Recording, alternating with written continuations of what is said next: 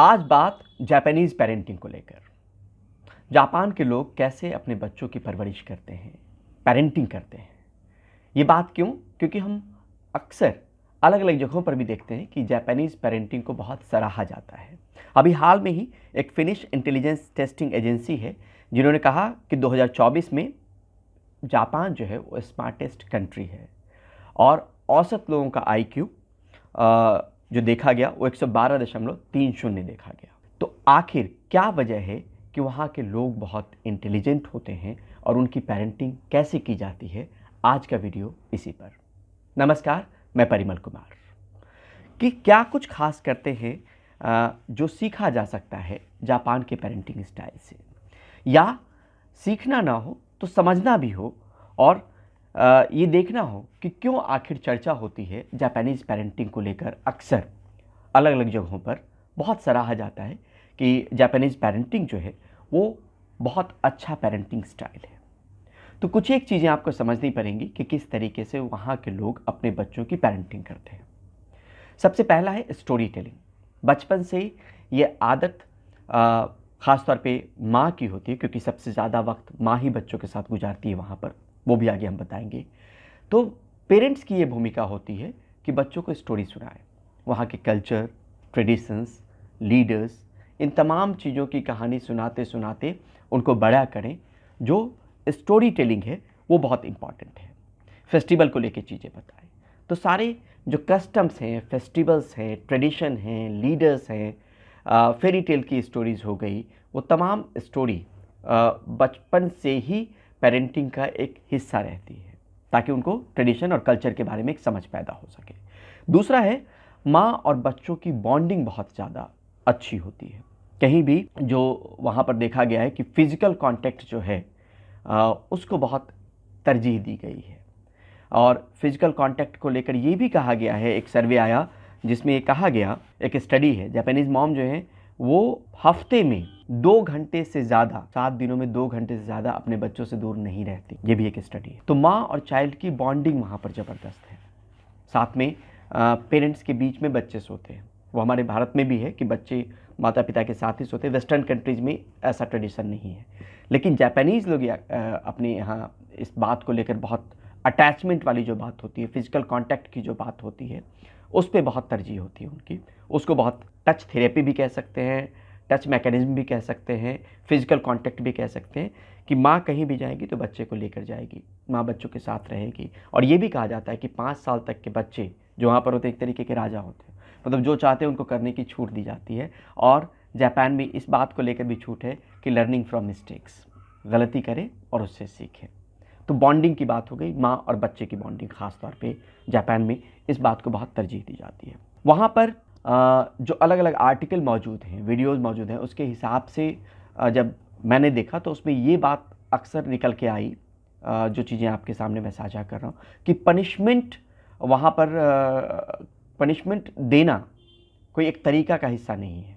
Punishment नहीं, वहाँ पर रूल्स ज़्यादा इम्पॉर्टेंट। वैसा रूल ही बनाया जाता है जिससे पनिशमेंट की कोई नौबत नहीं आए, यानी पनिशमेंट से बच्चों को दूर रखा जाता है। पनिशमेंट हमारे देश में भी है कि पनिशमेंट दे दिया हमने, तो डिसिप्लिन पे बहुत जोर होता है, रूल्स बहुत पे जोर होता है।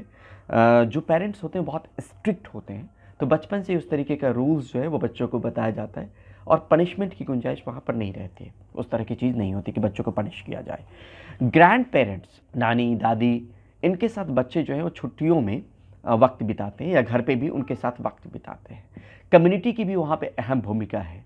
तो कम्युनिटी भी पेरेंटिंग में इन्वॉल्व होती है। जो क्राइम का रेशियो भी है वो भी देखा आंकड़ों में कि बहुत कम है।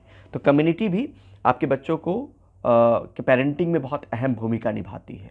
वहाँ पर ये सिखाया जाता है कि रिस्पेक्ट किस तरीके से एल्डर्स का करना है, सिर्फ परिवार के लोगों का नहीं, बाकी लोगों का भी रिस्पेक्ट। जिस ईक्यू की बात हम आज के दौर में करते हैं और जिसको लेकर चिंतित रहते हैं, उस ईक्यू भी जो है वो नर्चरिंग का एक हिस्सा है।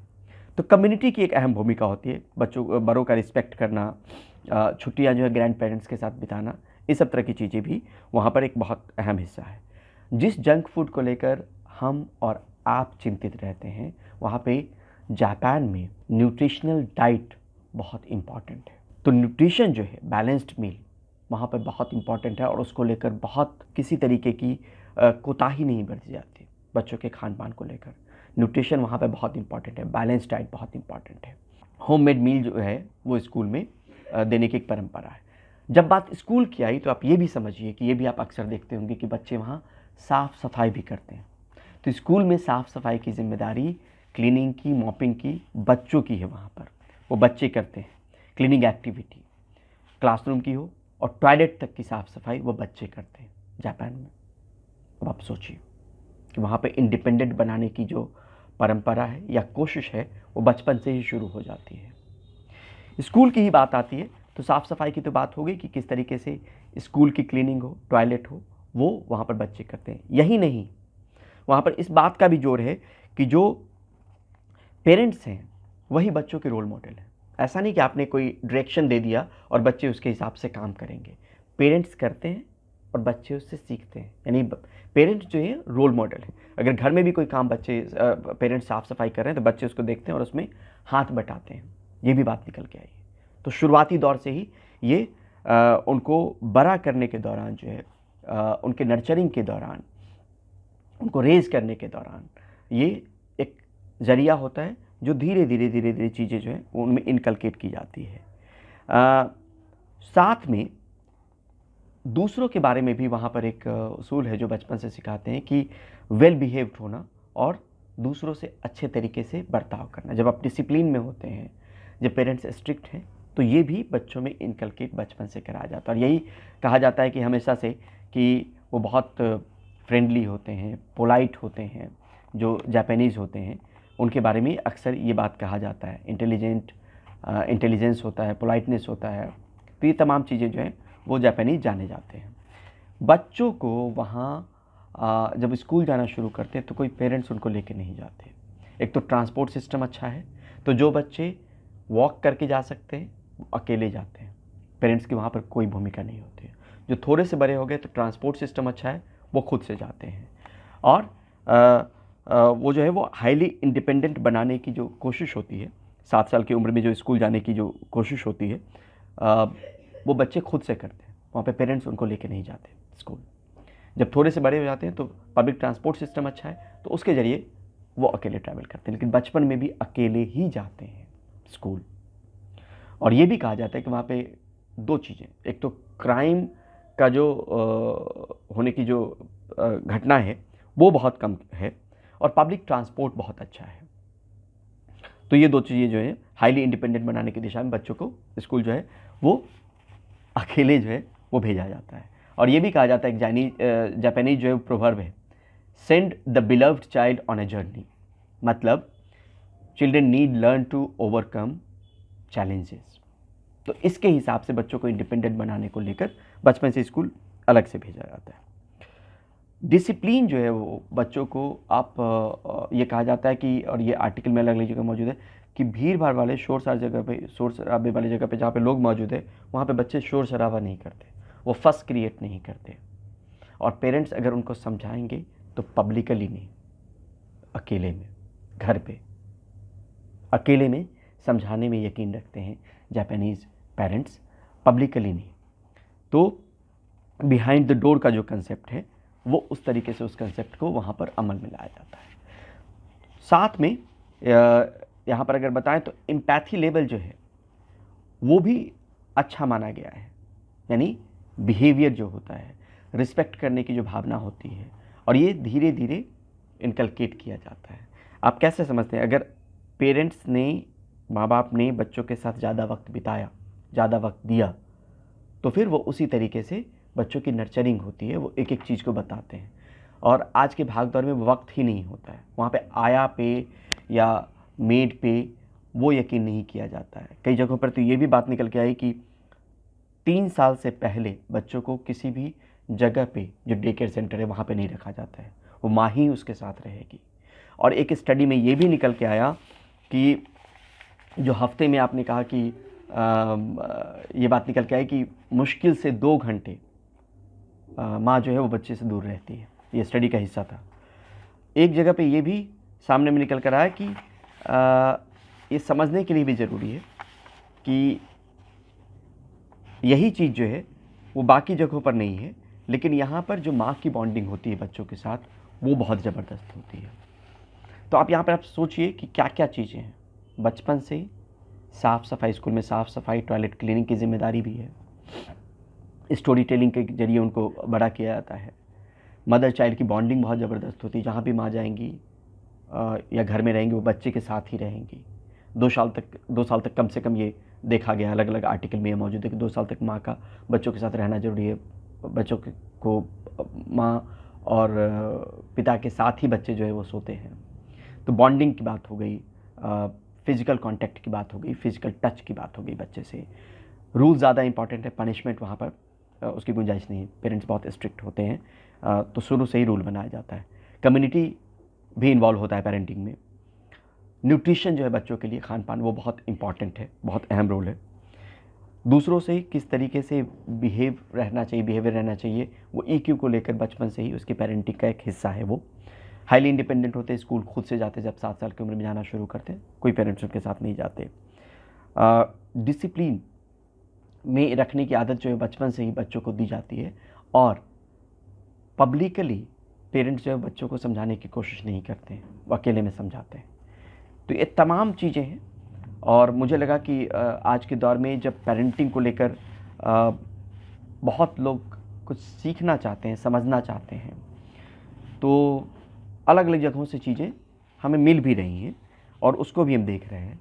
लेकिन जापानीज़ पेरेंटिंग को भी देखना चाहिए, और वहाँ के लोग इतने सक्सेसफुल क्यों हैं, इंटेलिजेंट क्यों हैं, वजह क्या है। बाद में एजुकेशन सिस्टम की भी भूमिकाएं हम हैं, कैसे क्रिएटिविटी और बाकी चीज़ें जो है उनमें उनके भीतर लाई जाती है, वो भी अहम पहलू है।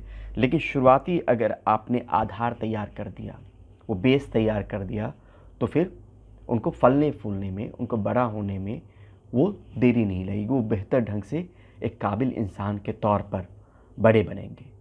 तो इस बात को लेकर यहाँ पर हम सोच सकते हैं कि ज़रूरी नहीं कि हम तमाम चीज़ों को फॉलो करें, तमाम चीज़ों को मानें, लेकिन अगर कुछ चीज़ें हमें बेहतर लग रही है कि जो वहाँ पे किया जा रहा है और शायद हमारे परिवार में या हमारे आस पड़ोस में लोग नहीं कर रहे हैं और हम माता पिता बने या हमारे बच्चे छोटे तो हम उसको कर सकते हैं, तो वो करने की कोशिश करनी चाहिए। अब आप सोचिए स्टोरी टेलिंग कितना इम्पॉर्टेंट है वहाँ पर। पनिशमेंट की कोई गुंजाइश नहीं है। स्कूल की साफ़ सफाई, टॉयलेट क्लीनिंग की जिम्मेदारी बच्चों के ऊपर है। स्कूल खुद से जाना है। फास्ट फूड की ज़्यादा जगह नहीं है, न्यूट्रिशनल फूड बहुत इम्पॉर्टेंट है। जो बॉन्डिंग है पेरेंट से, उसको लेकर बहुत तरजीह दी जाती है, फिज़िकल कांटेक्ट को लेकर। अक्सर कहा जाता है ना कि बच्चों से 2 या 3 बार जो जादू की झप्पी वाली बात है, वो अक्सर लोग कहते हैं और कई जगहों पे कि फ़िज़िकल टच देने की कोशिश कीजिए। उनको कम से कम 2 या 3 मौक़ों पे 2-2, 3-3 मिनट सुबह, दोपहर, शाम मुमकिन हो तो गले लगाइए। ये अलग अलग जगहों पे मौजूद आर्टिकल, अलग अलग जगहों पे मौजूद जो वीडियोज़ हैं, उसके ज़रिए, उसके हवाले से मैं कहने की कोशिश कर रहा हूँ। तो वहाँ पर फिज़िकल टच का बहुत इम्पॉर्टेंस है जापान में। तो इन सब चीज़ों को देखिए, कुछ लगता है कि कुछ सीखा जा सकता है तो सीखने की कोशिश कीजिएगा। हो सकता है कि बच्चे की नर्चरिंग में या बच्चों के परवरिश में, पेरेंटिंग में वो अहम भूमिका के तौर पर आगे आपको दिखे। आज के लिए इतना ही। बहुत बहुत शुक्रिया, बहुत बहुत धन्यवाद। लेकिन जाते जाते आप तमाम लोगों से आग्रह, गुजारिश, निवेदन कि इस चैनल को सब्सक्राइब ज़रूर करें, क्योंकि कंटेंट मैंने उसी तरीके की बनाने की कोशिश की है जो आपके मतलब का हो। तो प्लीज़ प्लीज़ प्लीज़ इस चैनल को सब्सक्राइब करें, बेल आइकॉन दबाएं ताकि नोटिफिकेशन आपको मिलता रहे। और ये गुजारिश करना भी ज़रूरी है, ताकि हो सकता है गुजारिश से आप लोगों सुनवाई करें, क्योंकि करीब 70 से 80% लोग ऐसे हैं जो इस प्लेटफॉर्म को विजिट तो करते हैं लेकिन सब्सक्राइब नहीं करते हैं। तो सब्सक्राइब करना मत भूलिएगा। बहुत बहुत शुक्रिया।